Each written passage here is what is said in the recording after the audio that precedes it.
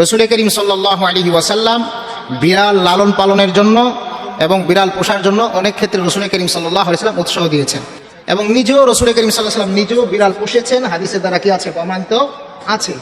এবং রাসূল করিম সাল্লাল্লাহু আলাইহি ওয়াসাল্লাম বিড়ালকে খুব বেশি ভালোবাসতেন। কেমন ভালোবাসতেন এর একটা উদাহরণ দিলে আপনাদের কাছে স্পষ্ট হয়ে যাবে। যেরকম হাদিস শরীফে আছে, রাসূল করিম সাল্লাল্লাহু আলাইহি ওয়াসাল্লামের একজন প্রিয় সাহাবী, যার নাম ছিলেন আব্দুর রহমান। আল্লাহ রাসূল সাল্লাল্লাহু আলাইহি ওয়াসাল্লাম দেখলেন একদিন একটা বিড়াল ছানা নিয়ে সে খেলতেছিল।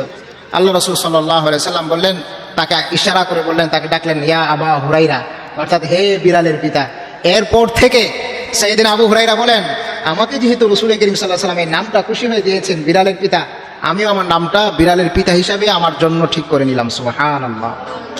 রাসূল করিম সাল্লাল্লাহু আলাইহি ওয়াসাল্লাম বলেছেন, বনী ইসরাইলের একজন মহিলা ছিল, সে একটা বিড়ালকে কষ্ট দেওয়ার কারণে আল্লাহ রাব্বুল আলামিন তার ঠিকানা জান্নাতে করে দিল।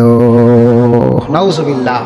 সুতরাং বিড়াল খুব ভালো একটা প্রাণী, এবং এই বিড়ালকে রাসূল করিম সাল্লাল্লাহু আলাইহি ওয়াসাল্লাম কি করতেন? পছন্দ করতেন। বিড়ালের উৎপত্তি কখন থেকে?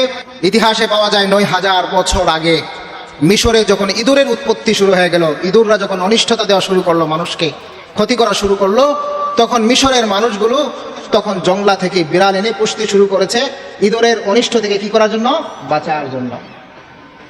বর্তমান বিজ্ঞান সেটা প্রমাণ করেছে রাসূল করিম সাল্লাল্লাহু আলাইহি ওয়াসাল্লাম কেন বিড়ালকে এত ভালোবেসেছেন। বর্তমান বিজ্ঞানী সেটা গবেষণা করে বের করেছেন যে বিড়ালের ভিতরে এমন কিছু ব্যাকটেরিয়া আছে যে ব্যাকটেরিয়াগুলো মানুষের নেগেটিভ এনার্জিগুলো শোষণ করে নেয়। সুবহানাল্লাহ বলেন।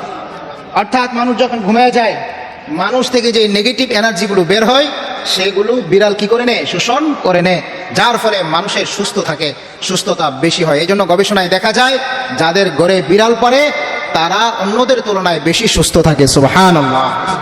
যেই ঘরে বিড়াল থাকবে সেই ঘরে জিনের উৎপত্তি থাকবে না। কথাটা কি বুঝতে পেরেছেন?